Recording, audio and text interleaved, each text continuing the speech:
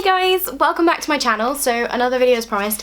I would have done it a day or two ago, but unfortunately my grandfather's been very ill, and some of you may know I live with my grandparents, and so that was a little bit of a tough time, and thus I had little time to film or do things and was very stressed and didn't necessarily want to film. So what happened on Saturday was I turned 20 years old, which is a little bit terrifying and exciting all at the same time, because I'm now in my 20s, I'm no longer a teenager, and I'm technically responsible for myself. I was responsible for myself before, but now I sort of feel like I'm really responsible for myself.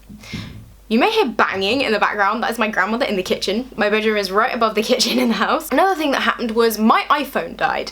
So I had the iPhone 6, and you know sometimes when they kind of spaz out and they do their own thing, like they're possessed, that kind of happened. So I ended up getting an iPhone 7 Plus, which I didn't want to buy.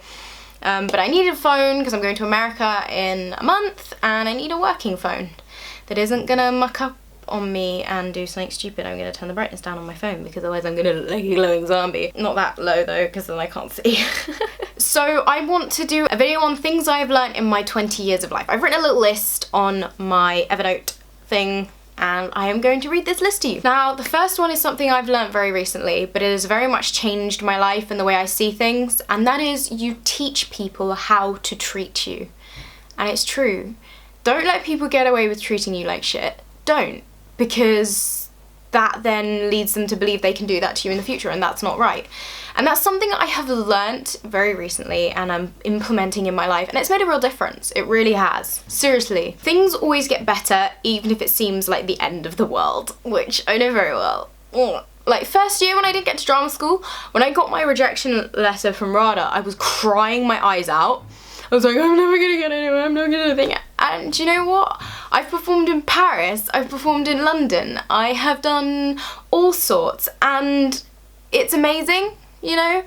And I think that's the thing, is that there's a lot of things that don't happen for the right reasons. I think there's this like song by Carrie Underwood. I can't remember what the name of the song is, but there's this line in it where it goes, I'm glad that I didn't get what I thought that I deserved, or something along those lines. And I think sometimes in life we have ideas of what we think we should be doing or where we should be, and sometimes those ideas aren't where we're meant to be. You're where you're meant to be, guys, right where you are right now. Life is expensive, which I have learnt the hard way. It really is. Like, I don't make much. I work at Waitrose and it's kind of shit pay. Don't work in retail, you won't get paid anything. And it's learning to kind of survive on that, and it's not very easy, I won't lie. You have to do the shit things before you do the good things, and that's true, you know? If I end up getting an agent and doing work, I can promise you I won't be playing leads straight away. I'll be playing the crummy little roles or whatever. And I've done that. I've played the crummy roles, and then I've played big roles, and I've kind of gone back and forth. And that's the thing, you've got to do the bad stuff before you get the good stuff. You've got to do the groundwork. You know, I think it was Thomas Edison said, I have not failed, I've simply found 10,000 ways that won't work. And that's the thing, is that you've got to go through all those 10,000 bad ways before you get the one good way that gets you to where you want to be. Life experience is a thing. Now, when I was going for drama school first year, and I'd been to the RADA summer school on the summer just before and the summer before that actually, and basically I didn't think I needed life experience. I thought, what is life experience? It's ridiculous. I've lived enough life. I am 17, 18, and do you know what? Life experience is really important, and honestly, if I'd have gone to drama school first year, it would have been a waste of time and money. I've learned so much about myself, other people, how to deal with people, how to deal with life, and that's incredibly important.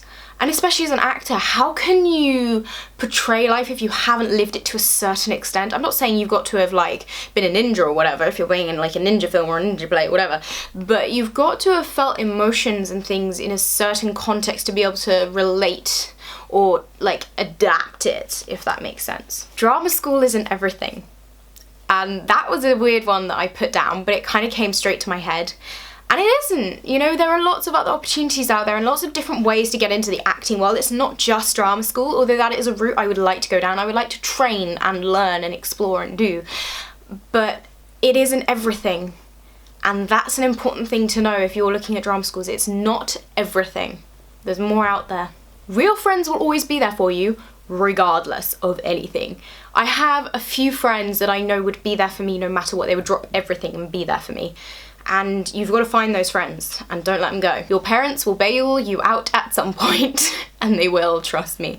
My parents have bailed me out more than once, and I am sure they will bail me out again. I hope they won't, but I get a feeling they probably will end up bailing me out again. Life in London is expensive. Grandparents are important. Spend as much time as you can. You don't know how long you have with them. Now, I live with my grandparents, so I spend like 24/7 around them. And they do get on my nerves, but when they go on holiday or go away, I'm like, Grammy's not there to make me a Marmite sandwich. How do I make a good Marmite sandwich? You know, and then it's talking to them about their life stories and them talking about being together and things like that. And I won't have that forever. And I know that, and I do take them for granted, and I know that very well, and I love them to pieces, and I won't be without them. So if you have your grandparents, go and spend some time with them, learn their stories, learn their history. Trust me, it will be more interesting than you think it is. Driving is the best, don't wait to learn. I waited until I was 19 to learn to drive.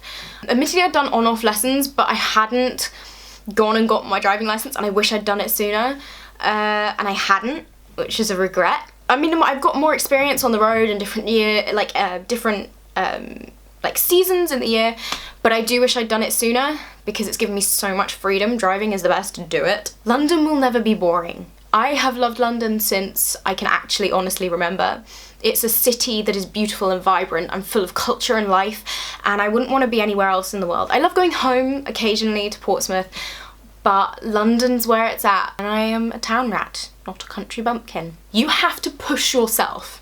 No one is going to push you for you. You're the one that's got to get your ass to the grinding stone and do something. Which, you know, I do for like a day or two and then give up, and then like next week I'll start again. And you know, it's not about how many times you have to start over. The fact that you're trying is the important thing, but you do have to push yourself. Put as many reminders on your phone as you can. That tends to help me. GCSEs aren't everything. I failed most of my GCSEs. I got 5 out of my 10 GCSEs. Do you know what? Nobody gives a shit, because they're GCSEs. I mean, A-levels are a little different, but A-levels you get to pick what you want to do. And I did a BTEC actually instead of A-levels, and I came out with 2 A's and a B, which was really cool. Neither is university. You know, all of my friends have gone off to university, and I'm pretty much the only one that hasn't. And that's okay. I'm okay with that. University isn't for me. I don't want to write essays, and I don't want to be doing all of that. That's not what I want to do. That's not me. And I think, you know, university isn't for everyone, and that's not to say that you're not smart enough to go to university. I could go to Oxford if I wanted to, or Cambridge if I really put the work in, or anywhere really, but that's not necessarily where I want to go or what I want to do, you know? I want to be an actor, I want to be on the stage, and to do that I need practical experience. So going to a drama school to do a practical degree where there's no written involved is probably a better option. But university isn't everything. You will make more mistakes than you could even imagine, and then some more. I make mistakes every single day. Some of them are big, some of them are small.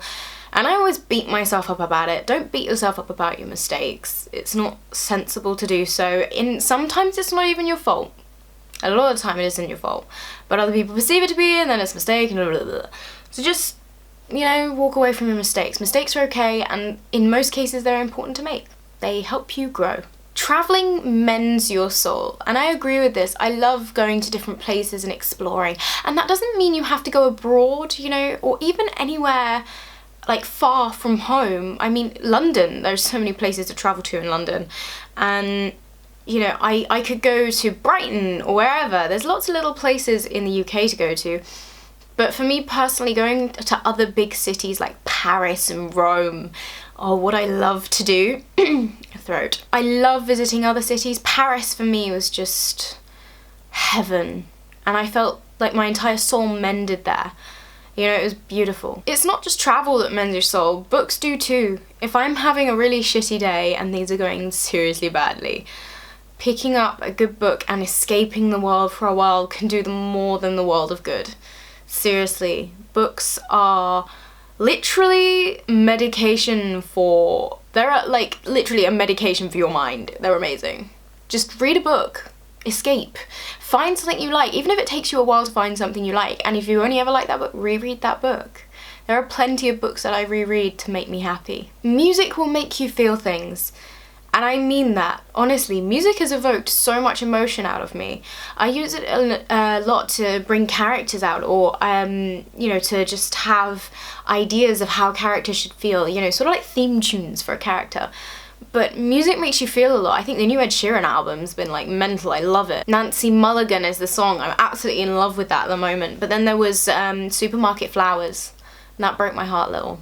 I loved that song. Your mother will more than usually be right. And my mom is always right, and I'm always wrong, and I have yet to best her.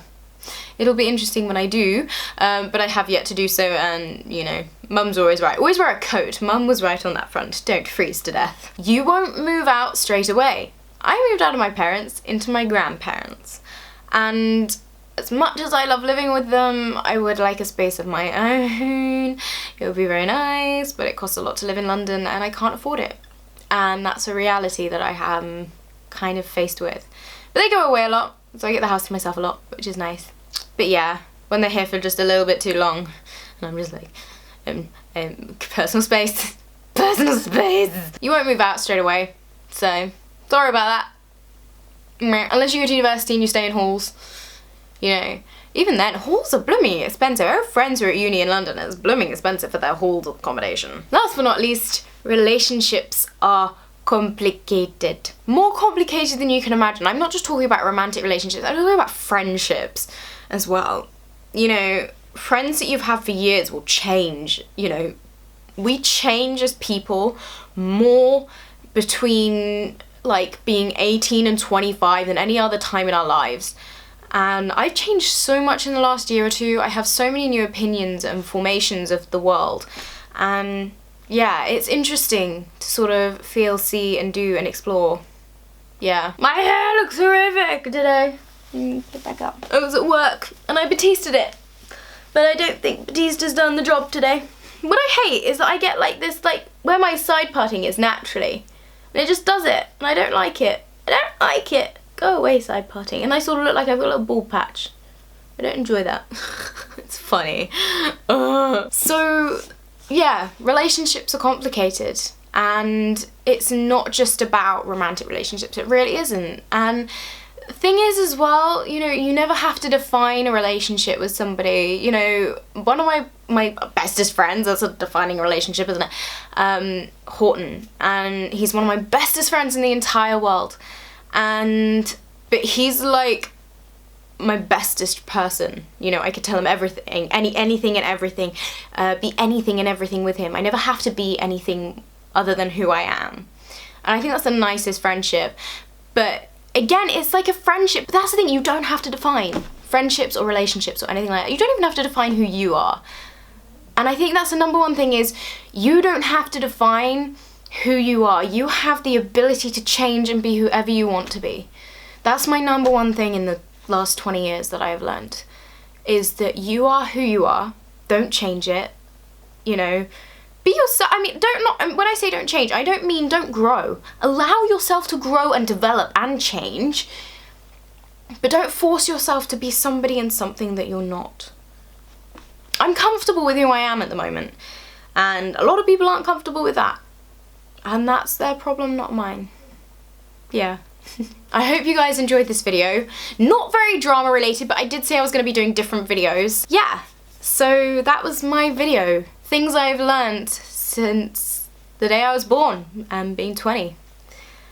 Oh god, I'm so old.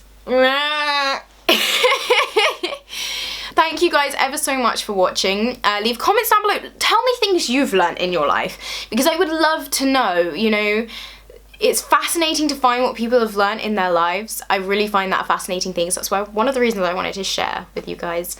Or like tweet me or comment on an Instagram thing, whatever you want to do to contact me, go for it. And I will see you guys through a lens sometimes very soon. Don't forget to subscribe, like, comment, all that jazz, and I love you all. Bye!